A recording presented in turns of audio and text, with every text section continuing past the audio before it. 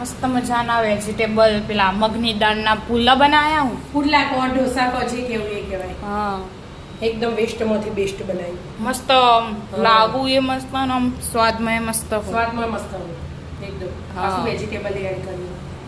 ફટાફટ બની જાય એવા. મસ્ત બન્યા. હા.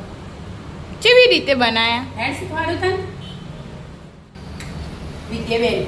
હા આજે બપોરે મગની દાળ બનાવી હતી મેં. હા મસ્ત મજાની. મસ્ત હતી. પણ તારા ને એને બહાર જવાનું છે. હા એટલે તમારી બેની પડી રહી. એટલે પડી રહી એટલે વધારે જાડી થઈ જાય. દાળ અમે એવું જ હોય પડી રહી એટલે જાડી થઈ જાય.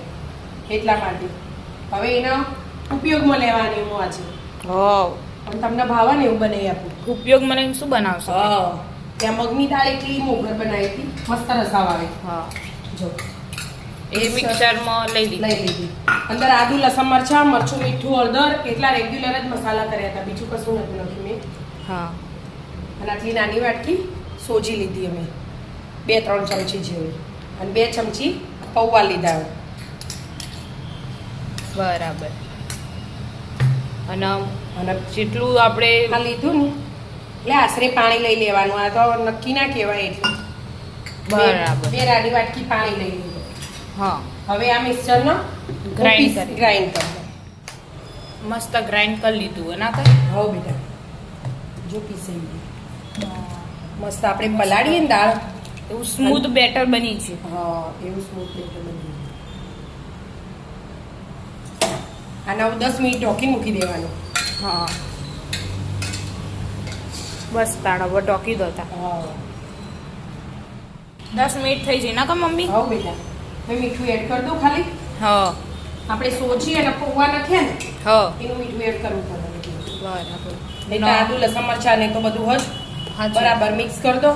ટાટા સોડા એનો કશું જ નહીં એડ કરવાનું. એમ જ બનાવવાના. એમ જ બનાવવાના. મિક્સ બરાબર કરો. મિક્સ કરીને તવી ગરમ કરવા મૂકી દો. હા મસ્ત મિક્સ થઈ ગયું ના કઈ. હો બેટા મસ્ત મિક્સ થઈ ગયું છે. તવી ગરમ કરવા મેલી હતી આપણે ચેક કરી લઈએ. હા હા થઈ જાય. તવી એ સારી રીતે ગરમ થઈ જોઈએ. ત્યાં બેન સારી રીતે ગરમ થઈ જાય હો. હા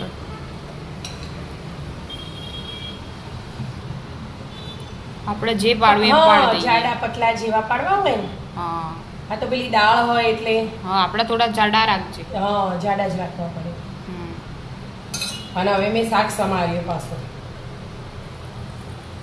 ડુંગળી ડુંગળી ટામેટા અને કેપ્સિકમ. હવે આમાં આપણે જે મસાલો કરવો હોય ને વિદ્યાબેન હા એ મસાલો કરવાનો. બસ હવે હું પહેલા થોડુંક મેં મરચું નાખી દઉં. હા નાખી દો. ના આપણે જે રીતે આપણે છે ચાટ મસાલો ગરમ મસાલો જે મરચું ગમે. નાખી મેં મીઠું નાખેલું જ છે. અને આ થોડોક ચાટ મસાલો ચાટ બનાવ્યો મસાલો પરથી. બરાબર. અને લીલા ધાણા. એકદમ આ દાળ આમ ફેંકી દેવી પડે.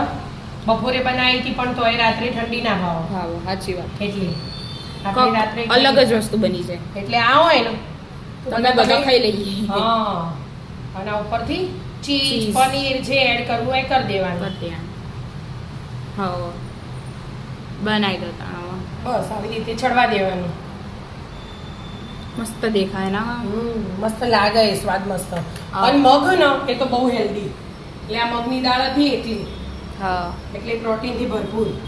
તાણ અને આ બધું વેજીટેબલ આવ્યું એટલે બહુ ચડવા healthy. દો તાનું. હા ચડવા. મસ્ત ચીઝે મેલ્ટ થઈ ગયું. હા બેટા હવે વાળી જોઈએ. અને નીચેથી એ મસ્ત શેકાઈ ગયું. હા મસ્ત ક્રિસ્પી તૈયાર. હા ડીશમાં લઈ લો. હા આવી રીતે બનાવી દેવાના. જેટલા બનાવો એટલા. હા હવે બીજો બનાવો. હા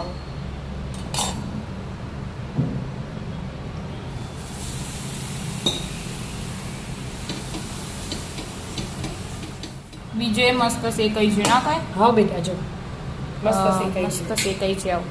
કડક નહીં બનાવ્યા મેં એ સોફ્ટ સોફ્ટ બના. બનાયા હું પણ મસ્ત લાગે.